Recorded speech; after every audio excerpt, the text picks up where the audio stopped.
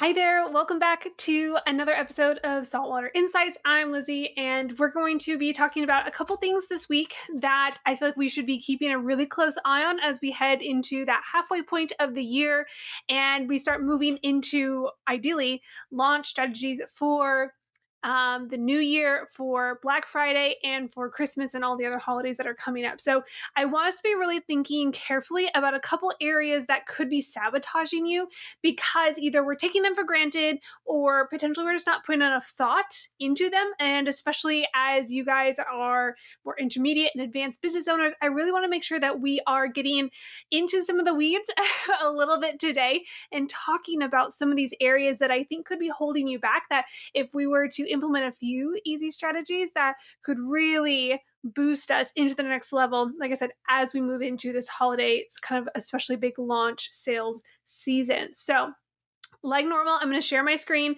and we're going to walk through four different areas that I want us to dive into. And then I'll give you a chance to download this little goodie for yourself for free. And you won't see this link anywhere else. It's only for my newsletter subscribers. So, congratulations. And then be sure to follow next week for more tips. Okay, here we go. So here we go.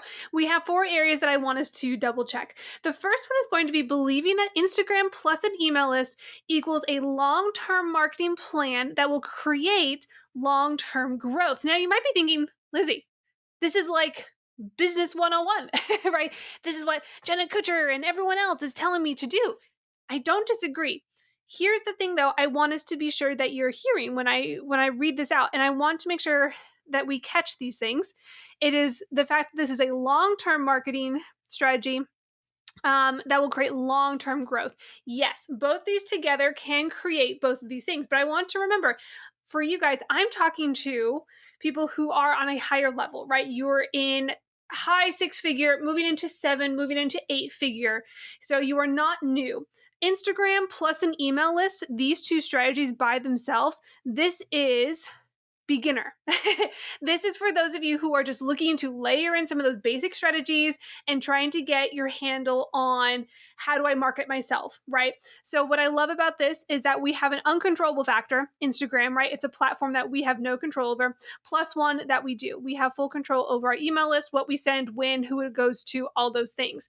However, as we're moving into the launch season, the holidays, and as we move into just growing the business further and further, I want us to think about seriously layering in other things that are going to be both like Instagram, a little uncontrollable, right? As well as like an email list, things that are controllable that we have more constraints surrounding it. So that way we can really keep an eye on certain variables, A B test, etc. Okay. So obviously we have the social medias, right? So that's kind of the like, well, duh. We have the Instagram, the TikTok, LinkedIn, Facebook, YouTube. And I know there's a ton more. So there's going to be threads, there's going to be Twitter. There's going to be so many more. And really, I'm just kind of picking up the big dogs right now because these have been around for so long. Now we are going to look into other things that we have a little bit more control over and other just marketing strategies that we can start to layer in so that we can create a slightly more complex funnel that we would consider to be omni-channel or omnipresent, meaning that we're going to be showing up in multiple places and kind of funneling through that system and through that overall kind of like funnel system to try and get people to pay for the different things. So we're thinking about our funnel in a level in kind of like different stages and strategies. And so, as we're looking at these other stages and other strategies that we can be employing, we want to be thinking about search engine optimization. There's also going to be PPC, or what is pay per click. So, essentially, paid ads, affiliate and influencer marketing. Yes, there is a difference, but I'm going to go ahead and put them on the same line. We do have collaboration. So, thinking about the ages of going in and like doing takeovers, those aren't dead. And then, of course, referral programs. So, rewarding those people that you've already worked so hard to convert and making sure that they come back. Okay. So, a couple favorite examples of different brands that I personally really love watching. One in particular, Noble, does a fantastic job of omni-channel marketing, and especially since their partnership collaboration, heyo, with the CrossFit Games. Okay. They've done an amazing job of just exploding their brand in such a smart way. Majuri is, I think that's how you pronounce it, is a jewelry brand that I also really like. They do a lot on Instagram and more on that end, pay per clicks and things like that.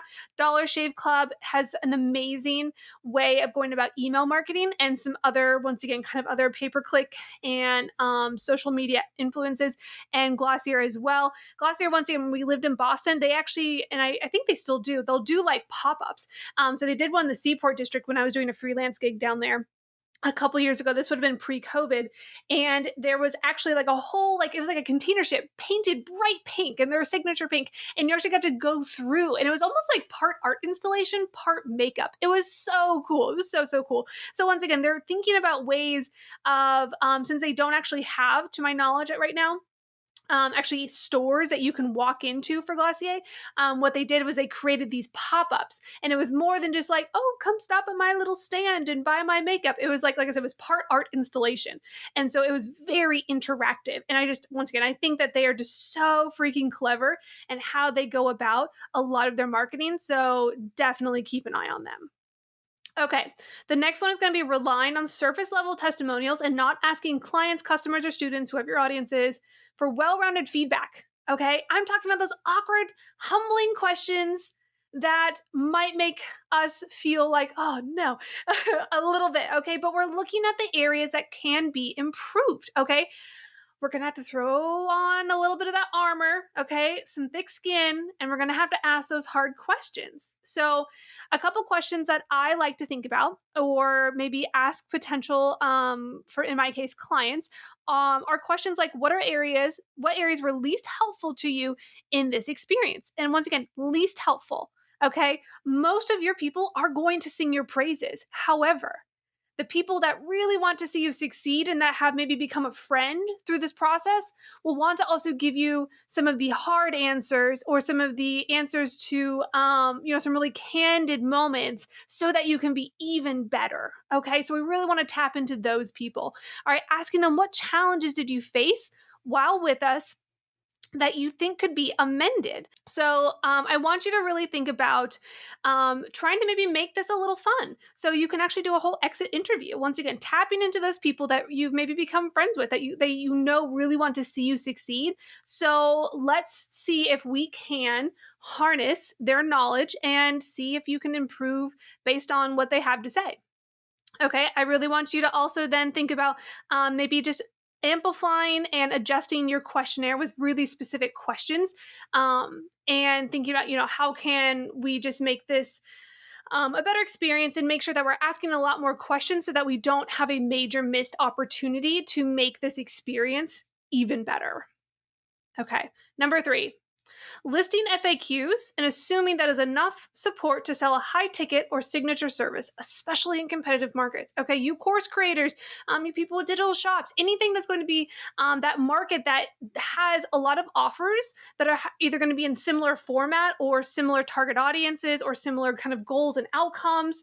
I know, obviously, you have your differentiating factors, you have your unique facets, but at the end of the day, a lot of you, including myself, we are working in competitive markets. So we have to really think and remember that objections, they're there. Like, we can't just ignore that. They are absolutely there. And we have to remember that part of our job is customer service. And that means even customer service before they've even bought for us. So we want to be ahead of the game. So, remembering that in service of our leads and in service of our clients, we need to actually ensure that we say, I hear you. You have concerns, you have objections, you have barriers to entry, and you have questions that need to be addressed. Okay. So, a little bit of that empathy. Remember that they're coming to us potentially nervous or in a specific type of financial market or financial situation, and they just want to know that this is right for them, right, at its core. That's kind of the primary umbrella that a lot of objections kind of come through, and so we kind of want to think about it from that regard too, and then obviously get more specific. And so just remember that as the investment increases, these objections will become greater, or there'll be more of them. So essentially, those objections will just become those mountains. If we think of those objections as mountains, they'll start to get a little bit taller, a little bit more rugged, or there just might be a few more of them. So, freebies, no one really has objections to freebies because everyone loves free shit. So that's pretty easy. However, anything from 500 or 50 to $300 in somewhere in that general range, they're kind of like, oh, I just want to like clarify one or two things, right? They're kind of like, I just want to like double check before I drop this cash. And then as we start moving into the thousands, really, and moving up from there, that's where they're really kind of stopping to think, how can we like ensure that this investment will work for me? Like they're gonna start thinking, how can we just make sure that my dream outcomes, my goals are going to be accomplished by me investing this much. It's potential that they don't realize or see the value in that investment. That's kind of a different set of objections.